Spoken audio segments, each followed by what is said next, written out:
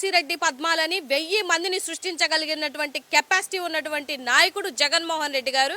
ఆ విషయం నీకు కూడా తెలుసు. భారతమ్మ ఏ రోజు ప్రత్యక్ష రాజకీయాల్లో లేదు.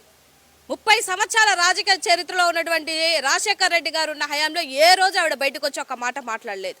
అదేవిధంగా జగన్మోహన్ రెడ్డి గారి హయాంలో కూడా ఏ రోజు అంటే పులివెందల తప్ప ఆవిడ ఎక్కడ ఒక మాట ప్రత్యక్ష రాజకీయంలో మాట్లాడినటువంటి వ్యక్తి కాదు. ఇవాళ మీ పచ్చ ఛానల్లో పచ్చ మీడియాలలో మీ పచ్చకామలలాగా ఈ నోటికి ఏదొస్తే అది ఆవిడ కోసం మాట్లాడుతున్నారు. ఆడవాళ్ళ మీద రాజకీయాలు, ఆడవాళ్ళ మీద మాటలు, ఆడవాళ్ళ మీద క్యారెక్టర్ అసోసియేషన్ చేసి మాట్లాడుతున్నారు అని అంటే మీకు, మీ పార్టీలకి, మీ పచ్చ మీడియాలకి, ఏబిఎన్ రాధాకృష్ణ గారికి చెప్తున్నాను, బరిలో భారత్ అని చెప్పేసి మీరు హెడ్డింగ్స్ పెడుతున్నారు.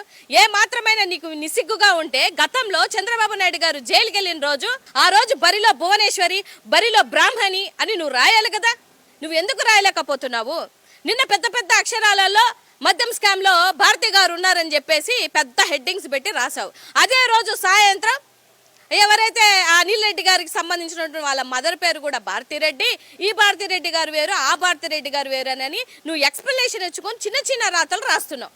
నీ రాతలకి ఒకటే చెప్తున్నా రాధాకృష్ణ గారు, మీరు ఆడవాళ్ళ మీద దట్టు భారతమ్మ గారి కోసం మీరు మాట్లాడుతున్నటువంటి తీరు మీరు మార్చుకోకపోతే రాబో రోజులలో మీ మీడియా కనిపించదు, మీ పేపర్ కనిపించదు.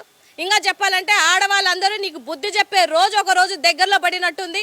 ఇప్పటికే చాలాసార్లు చెప్పాము, మీరు భారతమ్మను మాట్లాడినా లేకపోతే జగన్మోహన్ రెడ్డి గారిని మాట్లాడినా 1,32,00,000 మంది మనోభావాలను దెబ్బతీస్తున్నారన్న విషయాన్ని ఒళ్ళు దగ్గర పెట్టుకొని ఉంటే బాగుంటుందని ఈ సందర్భంగా తెలియజేస్తున్నాను.